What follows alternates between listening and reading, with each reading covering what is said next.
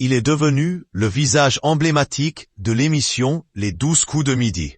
Depuis sa première participation, en septembre 2023, Émilien a enchaîné les victoires. Et pour le moment, personne n'a encore réussi à le détrôner. Il faut dire que le jeune étudiant en histoire en sait des choses. Pourtant, lorsqu'il s'est inscrit au casting, ce dernier ne s'attendait pas à une telle réussite. En m'inscrivant, j'espérais juste faire une victoire. Je prends les émissions comme elles viennent, avait-il confié dans une interview pour le journal Libération.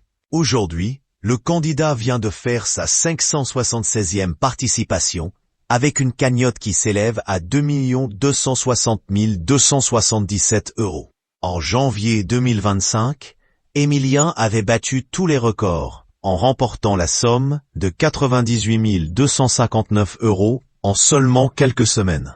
Une date qui ne pourra pas s'oublier dans l'histoire de la télévision française, ça ne s'est jamais vu, s'est exclamé Jean-Luc Reichmann, fier de son petit poulain. Ce jeudi 17 avril, le présentateur l'a qualifié d'idole des jeunes et des moins jeunes, avant de le questionner sur cette notoriété avec laquelle il doit vivre aujourd'hui. On vous voit un peu partout, sur le service public, chez Léa Salamé. Comment vous vivez ça, vous, la notoriété, la popularité?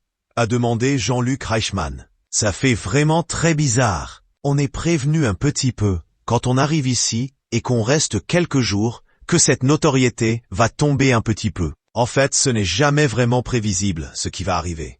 Ça fait très bizarre d'être reconnu comme ça. C'est très particulier. A-t-il répondu, avant d'ajouter, il y a une espèce de marathon médiatique, mais bon, on prend bien les paramètres ensemble.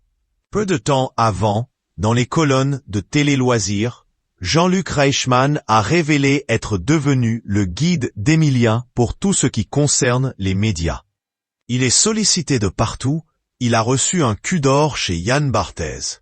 Il me demande à chaque fois des conseils sur la médiatisation. Est-ce que tu penses que c'est bien que j'y aille? Moi j'essaye de le conseiller au mieux pour qu'il évite de tomber dans des pièges médiatiques où il aimerait peut-être ne pas tomber, a-t-il déclaré.